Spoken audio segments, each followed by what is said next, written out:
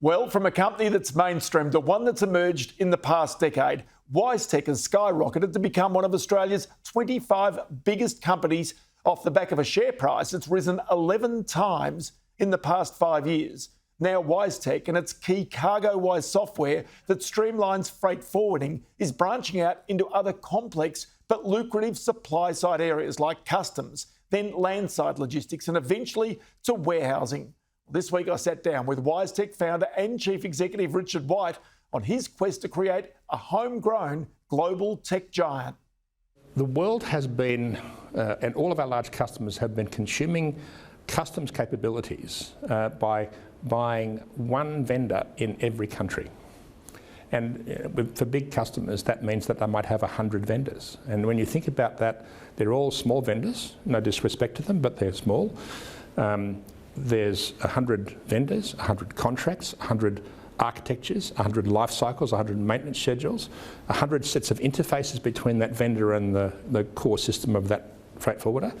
And think about the cybersecurity risk of having 100 entry points that no one can really classify as being, hardened and complete.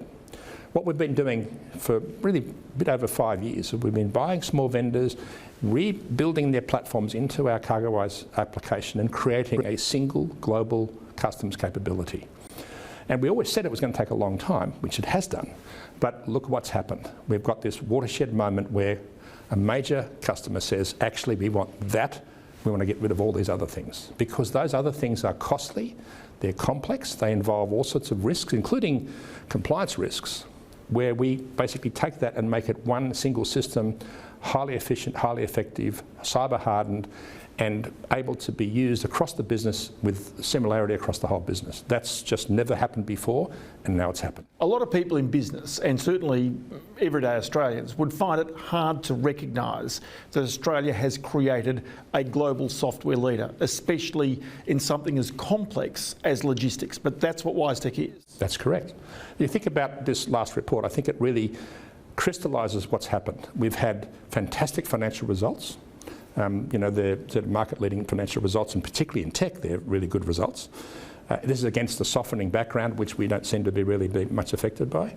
We've created a fantastic global deal with Greenwood, which is just the precursor to a lot of capability in that space. That's just a watershed, but it's the first of many.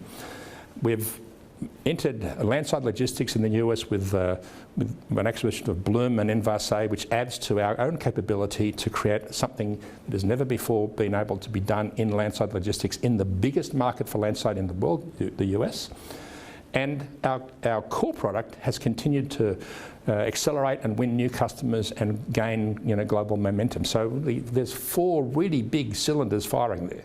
Okay, so the dream, the ultimate dream, is from the moment somebody places an order to the time that that item from anywhere in the world is delivered to them, that the software that is used by every piece of the puzzle to get those goods to you is your software. That's the dream, isn't it? That is the vision, that is the dream. We want to become the operating system for global logistics. And what you've seen now is a move from our core business, international freight forwarding, one step out to customs, global customs, and then another step out to landside logistics, all in the last 6 months. That's a big, big move, and it speaks to what the future looks like. So do you bed that down now, or do you start to move even further out? Because the next step would be to try and get your software into warehouses so that you can go from freight forwarding out to warehouses, through the customs, through the landside. That's the aim. That's true, but also Wisetech has some really fundamental mantras. One of them is slower today, faster forever. We want to get this right and make sure that we don't miss anything in those spaces that we've got. And then we'll make a deliberate move, the next step out, which is probably warehousing, and then the next step out and the next step out. There's still many steps to go before we are the operating system for global logistics, but we have actually made a big move already. Those 2 big steps we made in the last half are fundamental, and they indicate what the future looks like. But this is complex stuff. You've got thousands of software developers working behind the scenes to make certain that this works. How many have you got now? Because again, this is something about Australia being a smart country, the smart economy going forward. Well, we have about 2,200 staff. With the Bloom and Envase acquisitions, probably around approximately 2,900 staff. And Currently, 57% of our staff are product focused. They're building the product. And I think that's going to continue to be the way we are, because we are very much a product-led company. We build great products and then sell them. We don't sell them and then build great products. We are really very focused on solving the industry's problems. As you've seen with Global Customs, it took us 5 more hard years of work before we had a breakthrough. But that's the nature of the business. That breakthrough is so profound that it's going to do well for us and for our customers and for the world's productivity and management of risk. That's a great solution. Richard White, always good to talk to you. Many thanks for your time. Thank you, Ross.